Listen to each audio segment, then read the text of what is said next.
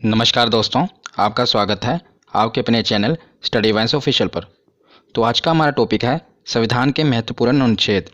मैं इस एक ही वीडियो में संविधान के जितने भी महत्वपूर्ण अनुच्छेद हैं सभी को कवर कराऊंगा। इसलिए ये वीडियो हो सकता है थोड़ी लंबी बने, पर विश्वास रखिएगा जब वीडियो को पूरा आप एंड तक देख लेंगे तो आपका इस टॉपिक से क्वेश्चन गलत नहीं होगा, क्योंकि मैं बहुत ही सिस्टमेटिक वे से और ट्रिक से आपको समझाऊँगा। इसलिए बिना देरी किए हुए चलिए वीडियो को शुरू करते हैं। चलिए वीडियो की शुरुआत करते हैं और हम समझना शुरू करते हैं संविधान के महत्वपूर्ण अनुच्छेद के बारे में। अक्सर हम क्या गलती करते हैं कि जितने भी अनुच्छेद हैं इन्हें बीच बीच में से पढ़ना शुरू कर देते हैं, जिस करके ये हमें याद नहीं रहते। पर इस वीडियो में मैं आपको पूरा सिस्टमेटिक वे से इसे पढ़ाऊँगा और जो भी है सबको मैं जहाँ पर ज़रूरत पड़ेगी ट्रिक से बताऊँगा। तो ये वीडियो काफ़ी इंपॉर्टेंट होने वाली है आपके लिए। तो चलिए इसको शुरू करते हैं। तो सबसे पहले हम जानते हैं कि संविधान में 22 भाग 395 अनुच्छेद और 12 अनुसूचियाँ हैं। ये पहले मैंने आपको बता दिया। इससे पहले मैंने इसकी 2 वीडियो अपलोड कर दी हैं पॉलिटी की। अगर आपने नहीं देखी तो उस वीडियो को भी जरूर देख लेना। तो इसमें कितने भाग हैं? 22 भाग 395 अनुच्छेद और 12 अनुसूचियाँ। हालांकि अब इसके अनुच्छेद बढ़कर 470 हो गए हैं, पर मूल रूप से ये 395 अनुच्छेद ही हैं। कैसे? क्योंकि 395A, 395B, 395C ऐसे करके ये जुड़कर लगभग 470 हो चुके हैं। पर हमें याद रखना है कि ये 22 भाग 395 अनुच्छेद और 12 अनुसूचियाँ ही हैं। अब हम इसकी शुरुआत करते हैं। तो इसके पहले हम देखते हैं कि 22 भाग हैं। तो पहले भाग में 1 से लेकर 4 अनुच्छेद हैं और इसमें क्या है? तो संघ एवं उसके राज्य क्षेत्र का वर्णन है। तो जैसे आप कोई भी किताब पढ़ते हैं तो सबसे पहले उसमें क्या होता है? उसकी इंट्रोडक्शन होती है। इसी प्रकार जो भारत का संविधान है, ये भारत किसी भी गणतंत्र देश के लिए, लोकतंत्र देश के लिए उसका जो संविधान है सबसे पवित्र पुस्तक होती है उसकी। तो जो भारत का संविधान है इसमें भी पहले इंट्रोडक्शन ही होगी भारत की। तो पहले अनुच्छेद में क्या है? तो पहले अनुच्छेद में बताया है कि भारत राज्यों का संघ है, इंट्रोडक्शन है। दूसरे अनुच्छेद में बताया है कि नए राज्यों का प्रवेश किया जा सकता है। मतलब जो नए राज्य हैं अगर भारत में शामिल होना चाहते हैं तो अनुच्छेद 2 के तहत इसमें शामिल हो जाएंगे। जैसे कि सिक्किम को हमने भारत में शामिल किया था। और अनुच्छेद 3 में क्या बताया गया है कि राज्यों के क्षेत्रों और सीमाओं और नामों में परिवर्तन किया जा सकता है। मतलब किसी भी राज्य की अगर सीमा है उसको बढ़ाया घटाया जा सकता है और उसके नाम में परिवर्तन किया जा सकता है। तो ये 3 अनुच्छेद आपको याद रखने हैं, ये इंपॉर्टेंट है पहले भाग में। उसके बाद हम देखते हैं भाग दूसरा। तो भाग दूसरा में 5 से लेकर 11 अनुच्छेद हैं, जिसमें नागरिकता का वर्णन है।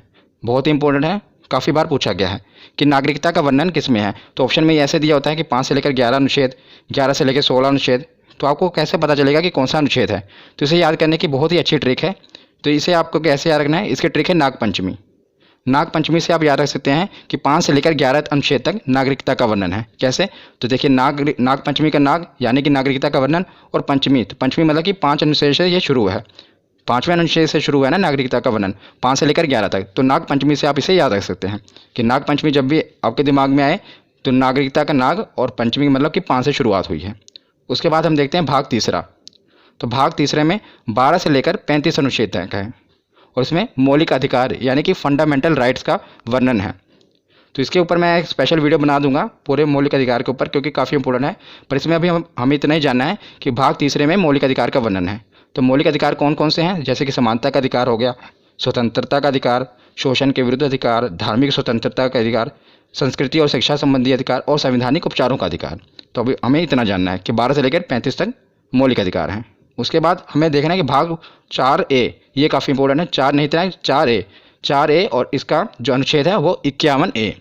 इसमें मौलिक कर्तव्य का वर्णन है कि जैसे कि जो हमारा संविधान बना है, संविधान में हमारी भलाई के लिए बहुत से कानून हैं, पर जनता का भी तो ये फ़र्ज बनता है कि उसके देश के प्रति, तो इसलिए हमारे कुछ मौलिक कर्तव्य भी निर्धारित किए गए हैं। ये मैं कहाँ से ले गया है? तो ये स्रोत है जो है ये रूस से लिया गया है मौलिक कर्तव्य। मैंने आपको पिछली वीडियो में बताया था। जिसके रिलेटेड ये भी पूछा जाता है कि किसकी सिफारिश पर मौलिक कर्तव्य को संविधान में जोड़ा गया, क्योंकि इसे बाद में जोड़ा गया था। तो स्वर्ण सिंह समिति की सिफारिश पर वर्ष 1976 में, याद रखिएगा, वर्ष 1976 में 42वें संविधान संशोधन, मतलब संविधान में अमेंडमेंट किया गया था और 42वें संविधान संशोधन के तहत इसे संविधान में शामिल किया गया था। किसे? मौलिक कर्तव्य को। ये सब कुछ पूछा जाता है कि किस संविधान संशोधन के तहत और कौन सी समिति की सिफारिश पर। तो स्वर्ण सिंह समिति थी और 42वां संविधान संशोधन था। तो 4A के बाद अब हम आगे देखते हैं भाग 5 और भाग 6।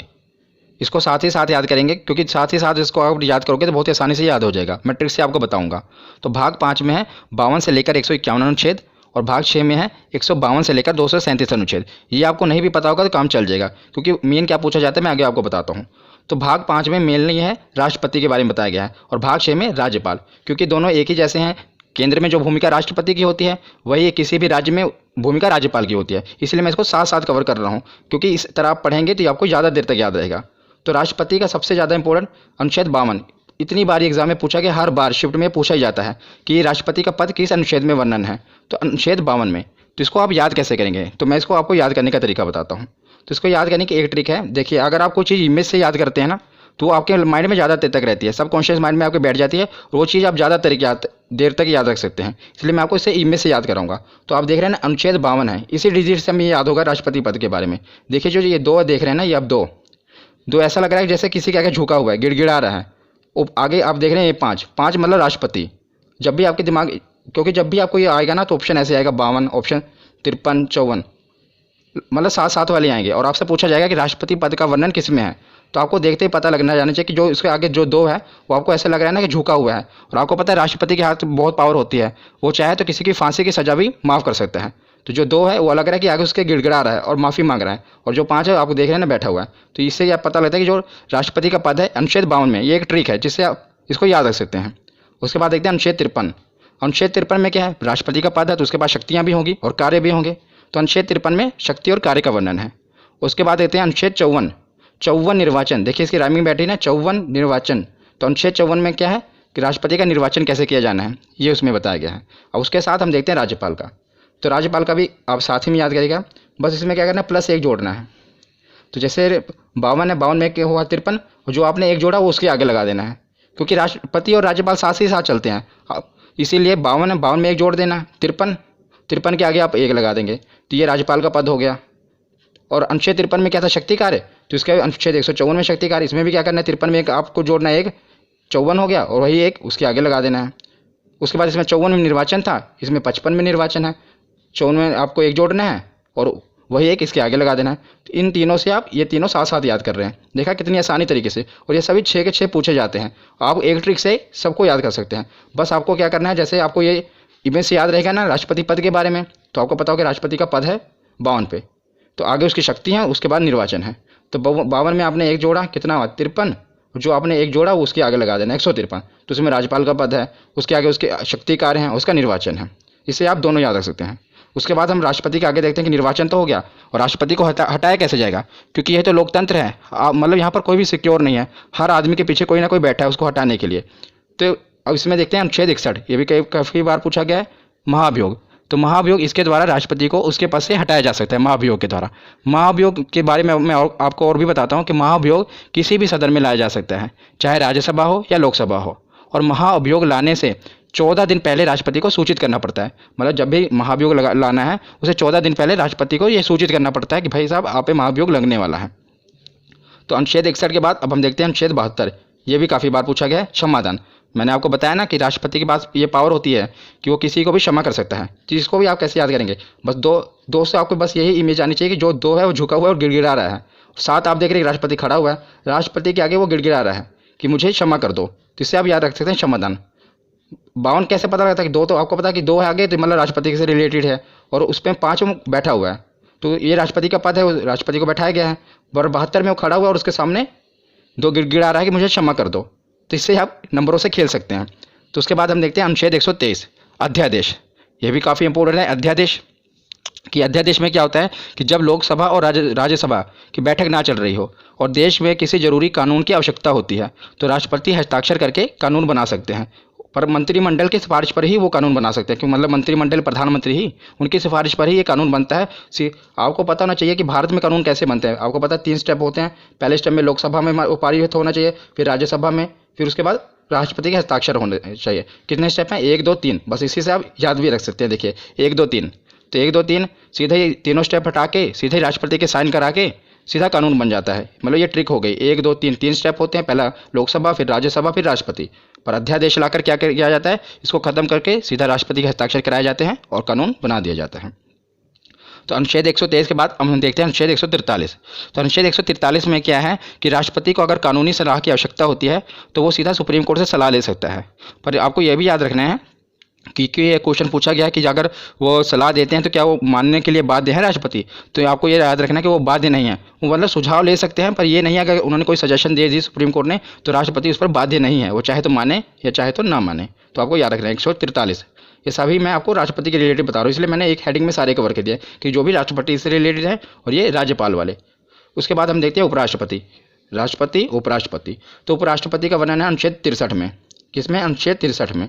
तो उसमें बताया गया है कि एक उपराष्ट्रपति होगा, और अनुच्छेद 64 में क्या बताया गया है कि राज्यसभा के सभापति के रूप में वो कार्य करेगा। तो जो उपराष्ट्रपति होगा, आप देखेंगे जो राज्यसभा का सभापति होता है वह भी उपराष्ट्रपति होता है। और मैं आपको एक इंटरेस्टिंग फैक्ट बताता हूँ कि जो उपराष्ट्रपति होता है उसे अपने पद के लिए कोई तनख्वाह नहीं मिलती, मतलब उसे कोई सैलरी नहीं मिलती, पर जो राज्यसभा में वो सभापति के रूप में कार्य करता है उसके लिए उनको वेतन मिलता है।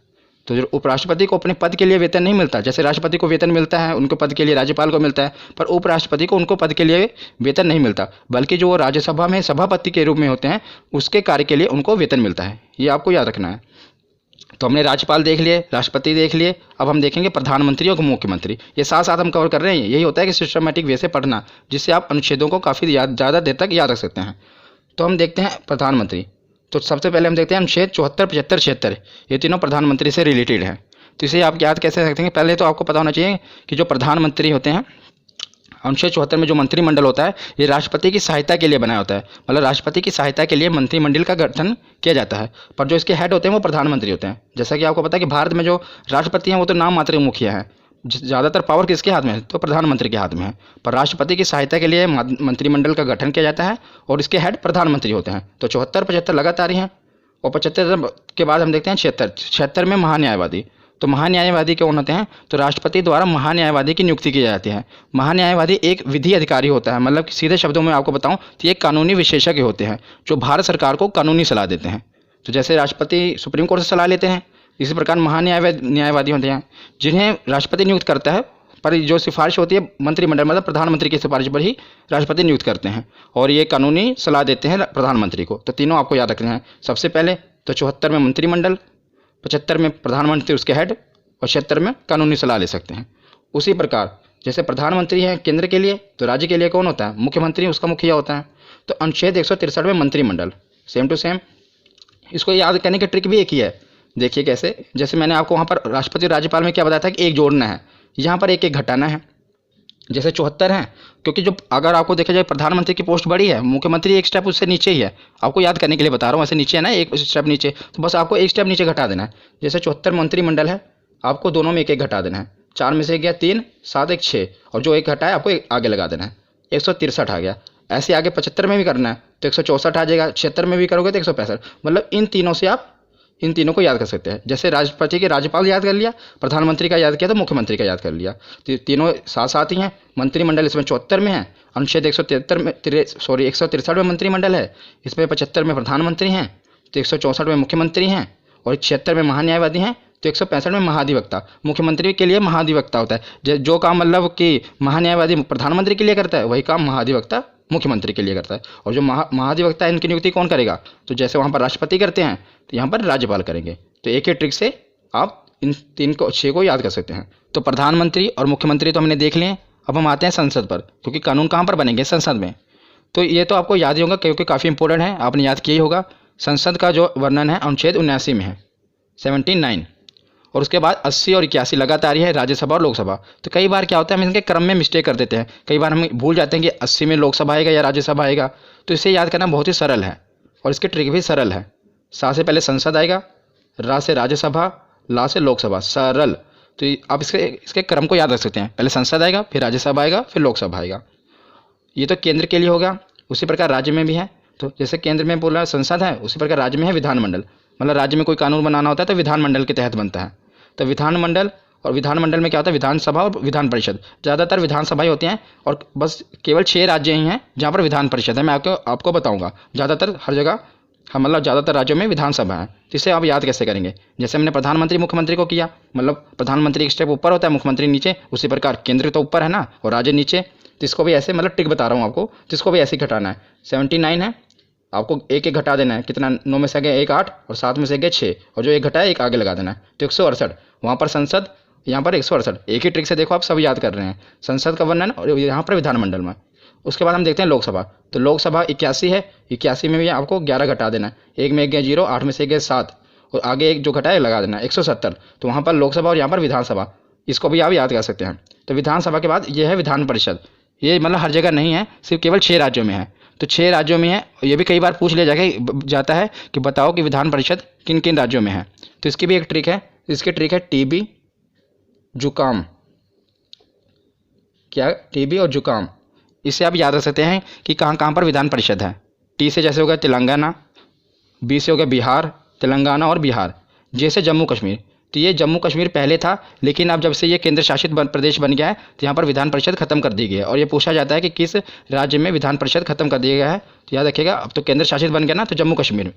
तो ये आप ट्रिक है, इसलिए मैंने आपको पूरा बता दिया, पर आपको ये भी याद होना चाहिए कि जे अब खत्म हो चुका है। यू से उत्तर प्रदेश, के से कर्नाटक, ए से आंध्र प्रदेश और एम से महाराष्ट्र। आंध्र प्रदेश भी अब जो है अपनी विधानसभा में उसने ये प्रस्ताव पारित किया है कि हमारे यहाँ विधान परिषद को खत्म कर दिया जाए, पर अभी वर्तमान में खत्म नहीं हुई है। तो कि 6 राज्यों में अभी भी है, पहले तेलंगाना, बी से बिहार, जम्मू कश्मीर खत्म हो गया, तो 1 2, यू से उत्तर प्रदेश 3, के से कर्नाटक 4, ए से आंध्र प्रदेश 5 और एम से महाराष्ट्र 6। तो मैंने आपको विधान परिषद भी बता दिए क्योंकि ये भी पूछे जाते हैं। तो हमने संसद को भी कवर कर लिया ट्रिक से, और विधानमंडल, विधानसभा और विधान परिषद को भी कवर कर लिया। तो संसद के कुछ और भी अनुच्छेद हैं जो पूछे जाते हैं, मैंने साथ ही कवर कर दिए, उसे भी देख लेते हैं। तो हम आते हैं अनुच्छेद 100 पे। कई बार पूछा गया अनुच्छेद 100 में किसका वर्णन है? निर्णायक मत। निर्णायक मत क्या होता है कि मतलब कि अगर यदि लोकसभा में किसी मुद्दे पर वोटिंग हो रही है और जो वोटिंग है वो बराबर हो जाए, यानी कि निर्णय ना हो पा रहा हो, तो उस समय क्या होता है कि अध्यक्ष महोदय अपना निर्णायक मत देंगे। तो अध्यक्ष महोदय जिस पे अपना मत दे देंगे उसे ही पारित कर लिया जाएगा। मान लीजिए कि वो हाँ के पक्ष में अपनी वोट दे रहे हैं तो कानून को पारित कर दिया जाएगा, ना के पक्ष में अपनी वोट दे रहे हैं तो कानून को पारित नहीं किया जाएगा। मतलब जबकि इसको याद रखना भी आसान है। देखिए 100 है ना, मतलब जब भी 50-50 बात आ जाए कि ना कानून का निर्णय ना हो पा रहा, 50-50 बात आ जाए, 50-50 होते हैं, तो एक वोट जो वहाँ पर अध्यक्ष महोदय हैं उनका निर्णायक मत माना जाएगा। तो अनुच्छेद 100 में निर्णायक मत का वर्णन है। 100 के बाद देखते हैं अनुच्छेद 108। तो अनुच्छेद 108 में संयुक्त अधिवेशन कब बुलाया जाता है मैं आपको बताता हूँ। मान लीजिए लोकसभा में कोई चीज़ पे बिल पर बहस चल रही है और कोई निर्णय नहीं लिया जा पा रहा है, तो क्या किया जाता है कि लोकसभा में बिल अटका पड़ा है और राज्यसभा में भी अभी पहुंचा नहीं, तो लोकसभा और राज्यसभा के दोनों की संयुक्त अधिवेशन बुलाया जाता है। ये राष्ट्रपति बुलाते हैं जब वो बहुत ही मतलब जरूरी हो कानून बनाना, तो लोकसभा और राज्यसभा दोनों को बुलाया जाता है, इसलिए संयुक्त अधिवेशन किसमें है? 108 में। उसके बाद देखते हैं अनुच्छेद 110 और अनुच्छेद 117 दोनों आपको याद रखने हैं। 110 में धन अधिवेशन और 117 में वित्त विधेयक। इसको धन विधेयक भी कहते हैं, धन विधेयक और वित्त विधेयक।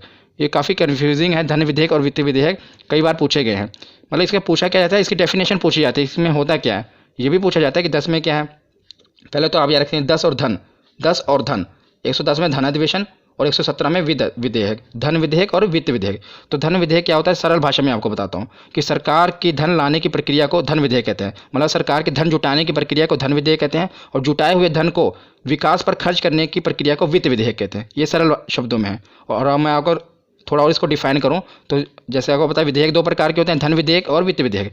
धन विधेयक सबसे पहले लोकसभा में प्रस्तुत किया जाता है, ये आपको याद रखना है कि सबसे पहले से कहाँ प्रस्तुत किया जाता है, लोकसभा में प्रस्तुत किया जाता है। और धन विधेयक होता क्या है, जब सरकार को टैक्स से रिलेटेड कोई बिल लाना है, मतलब टैक्स घटाना है बढ़ाना है, तो उसे धन विधेयक कहेंगे। और सरकार को बोरोइंग यानी कि कर्ज लेना है, तो जो बिल होगा, जो कर्ज लेने के लिए जो बिल पेश किया जाएगा उसे धन विधेयक कहेंगे। मतलब धन जुटाना ही है ना, बोरोइंग करना, कर्ज लेना है। और जो उस कर्ज लिए हुए धन को, मतलब जो भी सरकार ने धन जुटाया है उसको खर्चा करना है, पुल बनाना है, सड़कें बनानी है, तो वो वित्त विधेयक में होगा। तो याद रखिएगा धन विधेयक और वित्त विधेयक ये दोनों साथ साथ हैं। 110 में धन विधेयक है और 117 में वित्त विधेयक है। उसके बाद हम देखते हैं 112 बजट। 12 देखिए, इसको राइमिंग से आप याद सकते हैं, 12 बजट 2 बार बोलेंगे, याद रखेगा। अनुच्छेद 112 बजट। ये भी आपको बजट पता ही होगा कि एक साल का पूरा मतलब जो लेखा जोखा होता है सरकार की, यहाँ पर खर्च करेगी, कहाँ से इनकम आएगी, सब बजट में पेश किया जाता है। मतलब उसमें और 112 के बाद है अनुच्छेद 116। तो जब सरकार बजट पेश करती है तो कई कुछ खर्चे उसमें रह जाते हैं, जो कुछ खर्चों का वर्णन है फिर सरकार बाद में क्या कहते हैं, ये तो नहीं करेगी, बाद में 1 साल के बाद फिर बजट आएगा तब पेश करेगी। बीच में बजट से नहीं होता, उसके बीच में ही अलग से बिल के रूप में लाकर संक्षेप में एक बिल पास करा लिया जाता है, जिसे लेखानुदान कहते हैं।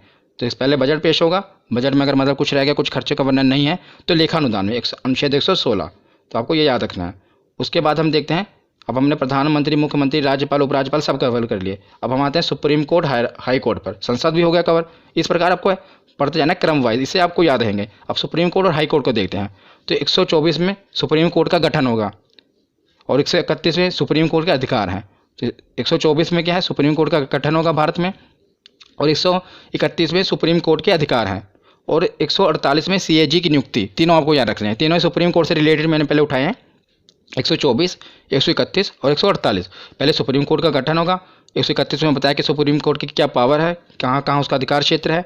और 148 में है कि क्या की नियुक्ति। तो क्या क्या होता है, क्या की फुल फॉर्म है कंट्रोलर एंड ऑडिटर जनरल, और इसकी नियुक्ति भी राष्ट्रपति द्वारा ही की जाती है। इनका काम क्या है कि सरकार द्वारा जो भी खर्चा किया गया, व्यय किया गया है, उसका लेखा जोखा करना है कि सरकार ने जो खर्चा किया, जो घोटाले वगैरह होते हैं कहाँ से पता चलते हैं, वो कैग की रिपोर्ट से ही पता चलता है। जैसे 2G घोटाला होगा, जो भी घोटाले, स्पेक्ट्रम घोटाला हुआ, ये कैग ही रिपोर्ट अपनी पेश करती है, उसी द्वारा ये सब उजागर होता है कि कहाँ पर कितना घोटाला हुआ। तो और इस समय अगर मैं आपसे पूछूं कि क्या कौन है, हमारे कंट्रोलर और ऑडिटर जनरल कौन है, तो गिरीश चंद्र मुर्मू जी हैं क्या, ये भी याद रखना। उसके बाद हम देखते हैं, हमने सुप्रीम कोर्ट देख लिया, 1, 2, 4 और 2, 1, 4 हाई कोर्ट है, 1, 2, 4 सुप्रीम कोर्ट है और 2, 1, 4 ऐसे आप पढ़ेंगे तो याद रहेगा। 2-3 बार वीडियो को देख लेना, आपको पूरा कभी भूलेगा नहीं। तो अनुच्छेद 2, 1, 4 क्या है कि इसमें बताया गया कि राज्य में एक हाई कोर्ट जरूर होगा। और अनुच्छेद 2, 1, 6 में बताया गया है कि हाई कोर्ट का गठन करना है। पहले बताया कि राज्यों के लिए हाई कोर्ट होगा, और इसमें 216 में क्या है कि हाई कोर्ट का गठन करना है, कैसे होगा वो बताया गया है। तो हमने सुप्रीम कोर्ट और हाई कोर्ट देख लिया। अब हम देखते हैं, एक मैंने हेड बनाया केंद्र राज्य संबंध। इसमें जितने भी अनुच्छेद हैं ये काफ़ी इंपॉर्टेंट हैं, ये अलग से पूछे जाते हैं। आपको पहले 2-2 करके याद रखना है। 249, 250। तो 249 में क्या है कि राज्य सूची विषय पर कानून बनाने की शक्ति। तो राज्य सूची विषय क्या होता है, मैं आपको बताता हूँ कि राज्य सूची मतलब है कि वह विषय जिस पर राज्य कानून बनाता है। राज्य सूची विषय, कुछ विषय होते हैं ना जिस पर सिर्फ राज्य कानून बना सकता है, कुछ पर सिर्फ केंद्र कानून बना सकता है। पर जो राज्य सूची विषय है इसमें सिर्फ राज्य कानून बनाता है, पर और मतलब कि विधानमंडल में कानून बनता है, वहाँ यहाँ केंद्र द्वारा बनाया गया संसद में बनता है, और मतलब राज्य का विधानमंडल में बनता है। पर कुछ विषय हैं जिस पर संसद भी कानून बना सकती है, उसे अनुच्छेद 249 में रखा गया है कि जो कुछ विषय हैं जिस पर क्या है केंद्र भी कानून बना सकते हैं। और 250 में क्या है कि आपातकाल के दौरान, जब आपातकाल इमरजेंसी लग जाए, उस दौरान भी राज्य सूची के कुछ विषयों पर कानून बनाने की शक्ति केंद्र के पास है। तो दोनों याद रखिएगा, 249 और 250। 250 में आपातकाल के दौरान और 249 मतलब नॉर्मल टाइम पे। उसके बाद देखते हैं 262। कई बार ये पूछा गया है, नदी जल विवाद। नदी जल विवाद का वर्णन किसमें, 262। कई बार आप देखते हैं ना कि दो राज्यों के बीच में नदी के जल पर विवाद हो जाता है। जैसे कि अब कोई भी नदी है, वो एक ये तो नहीं देखेगी कि यूपी यहीं पर रुक जाएगी, वो आगे भी दूसरे राज्य में जाती है ना, तो उसके पानी के लिए विवाद हो जाता है कि कितना पानी। तो एक राज्य मान लो बांध बना लेता है, वो पानी रोक लेता है, तो दूसरा राज्य विवाद खड़ा कर देता है कि हमें पानी प्रॉपर नहीं मिल रहा। तो ये नदी जल विवाद का निपटारा किस में होता है, तो इसका 262 में वर्णन किया गया है। कौन सा अनुच्छेद है, 262। और 262 और 263 आपको साथ में याद रखने हैं। 263 में क्या, अंतर्राज्यीय परिषद, मतलब अंतर्राज्यीय विवाद इसमें है कि दो राज्यों के बीच कोई विवाद हो जाए तो उसे कैसे सुलझाना है, और उस पर संसद कानून बना सकती है। याद रखना, इसमें भी संसद कानून बना सकती है। तो 262 में नदी जल विवाद है और 263 में अंतर्राज्यीय परिषद है। उसके बाद आते हैं 280, ये भी काफ़ी इंपॉर्टेंट है, वित्त आयोग। तो 280 में क्या है, वित्त आयोग है। तो वित्त आयोग का काम क्या है, केंद्र और राज्यों के बीच जो कर का वितरण करना है, जो टैक्स है उसका वितरण करना है केंद्र और राज्य के बीच में। इसमें 15वां वित्त आयोग चल रहा है, याद रखिएगा। और जो 15वें वित्त आयोग है, इसके अध्यक्ष कौन है, तो इसके अध्यक्ष हैं NK सिंह। इंपॉर्टेंट है, याद रखिएगा। जो वित्त आयोग है इसके अध्यक्ष कौन है, तो NK सिंह है, और 15वां वित्त आयोग है। उसके बाद हम चलते हैं 312। तो 312 अनुच्छेद में क्या है, आर्टिकल में अखिल भारतीय सेवा। अखिल भारतीय सेवा का दिन क्या क्या आता है, आपको पता होगा, 3 चीज़ें आते हैं, एक IAS, एक IPS और एक IAFS। और ज़्यादा जोर देना IAFS पे, क्योंकि यहीं पर आपसे गलती होगी। क्या गलती होगी, क्वेश्चन ये आया था कि अखिल भारतीय सेवा में निम्नलिखित कौन सी सेवाएं आती हैं। तो आपको 4 ऑप्शन दिए हैं, एक IAS, एक IPS, एक IAFS, और IAFS 2 बार दिया होगा, मतलब फुल फॉर्म दी होगी।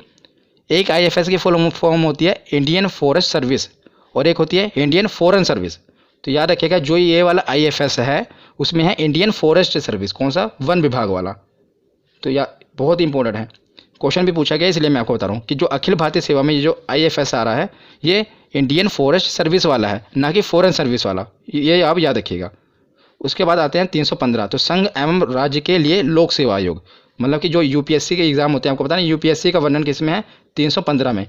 राज्य संघ के लिए मतलब केंद्र के लिए, और राज्य के लिए PCS, कई राज्यों में इसका PSC भी कहा जाता है और PCS। तो इसका वर्णन कहाँ पर है, अनुच्छेद 315 में। 312 में अखिल भारतीय सेवा, जिसमें 3 सेवाएं आती हैं, और 315 में UPSC का। तो केंद्र और राज्य के बाद अब हम आते हैं, हमने संसद भी देख लिया, प्रधानमंत्री, मुख्यमंत्री सब कुछ हो गए। अब आते हैं निर्वाचन में, मतलब चुनाव भी तो होने जरूरी है, तभी तो सब चुने जाएंगे। तो निर्वाचन आयोग, तो अनुच्छेद 324 के तहत निर्वाचन आयोग का गठन किया गया, इलेक्शन कमीशन का, किसके तहत, 324। तो उसके बाद आते हैं राजभाषा, और अनुच्छेद 343 के तहत हिंदी हमारी राज्य भाषा है। याद रखिएगा, राज्य भाषा कहा है मैंने, राष्ट्रभाषा नहीं। अनुच्छेद 343 के तहत हिंदी जो हमारी है राजभाषा है। और कौन सी लिपि, तो देवनागरी लिपि है। उसके बाद ये है सबसे मोस्ट इंपॉर्टेंट, आपातकाल। हर बार पूछे जाते हैं एग्जाम में, और तीनों याद करने भी बहुत ही सरल हैं। 352, उसमें 4 जोड़ा 356, उसमें 4 जोड़ा 360, 52 4 56 4 60। तो 352 में क्या है, राष्ट्रीय आपातकाल। तो 352 में क्या है, राष्ट्रीय आपातकाल। जब देश में राष्ट्रीय आपातकाल कब लगता है, जब देश में दूसरे देश से युद्ध हो जाए और या कोई आंतरिक विद्रोह हो जाए, पूरे अपने भारत में देश में आंतरिक विद्रोह बड़े पैमाने पर हो जाए, तब राष्ट्रीय आपातकाल लगा दिया जाता है। इंदिरा गांधी के समय भी लगा था, इमरजेंसी लगी थी ना। तो जब देश में दूसरे देश से या तो युद्ध हो रहा हो, जैसे चाइना के साथ युद्ध हो, उस समय इमरजेंसी लगी थी, या पूरा आंतरिक विद्रोह हो गया हो बड़े पैमाने पर, तब राष्ट्रीय आपातकाल लगता है। और 352 के बाद 356 में क्या है, राष्ट्रपति शासन। जब किसी राज्य की मतलब संसदीय व्यवस्था पूरी तरह खत्म हो जाए तो वहाँ पर राष्ट्रपति शासन लग जाता है। और किसी राज्य की सरकार भी गिर जाए और जब तक चुनाव ना, तब भी आपको पता है राष्ट्रपति शासन लगा दिया जाता है। तो 52 में राष्ट्रीय आपातकाल पूरे भारत में, और 56 में राष्ट्रपति शासन। और 56 के बाद आता है 360, वित्तीय आपातकाल। तो वित्तीय आपातकाल क्या है, जब देश की इकोनॉमिकल कंडीशन, आर्थिक जो व्यवस्था है बहुत ख़राब हो जाए, तब वित्तीय आपातकाल लग जाता है। पर याद रखिएगा, अभी तक भारत में एक बार भी वित्तीय आपातकाल नहीं लगा है। तो आपसे एक क्वेश्चन पूछा जा सकता है कि बताइए कि निम्नलिखित में से कौन सा आपातकाल अभी तक नहीं लगा है। तो याद रखिएगा 360 में जो है वित्तीय आपातकाल भारत में अभी तक नहीं लगा है। राष्ट्रपति शासन तो बहुत बार लग चुका है और राष्ट्रीय आपातकाल भी लग चुका है, लेकिन अभी तक वित्तीय आपातकाल नहीं लगा है। उसके बाद हम सकते हैं कि संविधान तो बन गया, लेकिन संविधान में संशोधन भी होना जरूरी है कि नए, अगर मान लो कोई बदलाव करना है, वो भी तो जरूरी है। और मैंने पिछली वीडियो में जो संविधान के स्रोत हैं, मतलब कहाँ कहाँ से संविधान लिया गया है, पूरा स्पेशल आपको ये बताया कि जो संविधान का संशोधन है कहाँ से लिया गया था, आपको याद होगा। तो अगर आपने पिछली वीडियो देखी होगी तो साउथ अफ्रीका से लिया गया था कि संविधान में संशोधन किया जाना है। तो आपने अगर वो वीडियो नहीं देखी तो देख लेना। तो अनुच्छेद 368 में है कि संविधान में संशोधन किया जा सकता है। इसका वर्णन किस में है, अनुच्छेद 368, 326 628 368 में। अब कुछ लास्ट बच्चे हैं, अन्य महत्वपूर्ण है, इससे भी हम पढ़ लेते हैं क्योंकि बाकी सब हेड के अंदर थे। मैंने राष्ट्रपति के अंदर कुछ था, कुछ मुख्यमंत्री के, ये कुछ बचे हुए थे और ये पूछे गए, इसलिए मैंने इसे अलग से कवर कर लिया। बस लास्ट ही है। तो अनुच्छेद 17 में है अस्पृश्यता का अंत, मतलब कि छुआछूत का अंत। ये किसमें है, अनुच्छेद 17 में, आर्टिकल 17। उसके बाद आता है अनुच्छेद 29। तो 29 में क्या है, अल्पसंख्यक हितों का संरक्षण। काफ़ी बार पूछा गया है कि प्रोटेक्शन ऑफ माइनॉरिटी, अल्पसंख्यक हितों का संरक्षण किसमें है, तो अनुच्छेद 29 में है। तो इसे आप कैसे याद रख सकते हैं, बस उन्हीं नंबरों से खेलिए। 29 धोगी में तो मैंने आपके दिमाग में फिट कर दी, क्या है कि आदमी गिड़गिड़ा रहा है, झुका हुआ है। देखिए, जब तक अल्पसंख्यक थे पहले उनके लिए कोई कानून नहीं था, बेचारे झुके हुए थे। तो जैसे उनके लिए कानून आया वो खड़े हो गए थे। नो क्या बता रहा है आपको कि वो पूरा एकदम सीना तान के खड़ा है, पहले गिड़गिड़ा रहे थे। तो ये इससे मतलब अनुच्छेद जो 29 है अल्पसंख्यक के हितों का संरक्षण करने के लिए है। नंबर से आप खेलिए, इससे आपको याद रहेगा। 29 के बाद देखते हैं अनुच्छेद 40। 40 में क्या है कि पंचायत राज प्रणाली, इसका वर्णन अनुच्छेद 40 में है। अब लास्ट में देखते हैं अनुच्छेद 32, मोस्ट इंपॉर्टेंट है। क्यों इंपॉर्टेंट है मैं आपको बताता हूँ। अनुच्छेद 32 के पहले ये जान लेते हैं। तो संवैधानिक उपचारों का अधिकार, और इसे heart and soul of Indian constitution भी कहा जाता है। Heart and soul of Indian constitution इसे क्यों कहा जाता है, तो अनुच्छेद 32 में ये कहा गया है अगर किसी भी आदमी का, चाहे आम आदमी हो, और उसके अगर फंडामेंटल राइट्स यानी कि मौलिक अधिकारों का हनन हो रहा हो, तो सीधा इसके लिए वो केस सुप्रीम कोर्ट में फाइल कर सकता है। तो इसके खिलाफ मतलब केस में कहाँ, डायरेक्ट सुप्रीम कोर्ट में जा सकता है अगर उसके मौलिक अधिकारों का हनन हो रहा हो। इसलिए इसे heart and soul of Indian constitution कहा गया है। किसे, आर्टिकल 32। तो ये वीडियो आज यहीं पर ख़त्म होती है। कैसी लगी आपको ये वीडियो, कमेंट सेक्शन में ज़रूर बताना। धन्यवाद।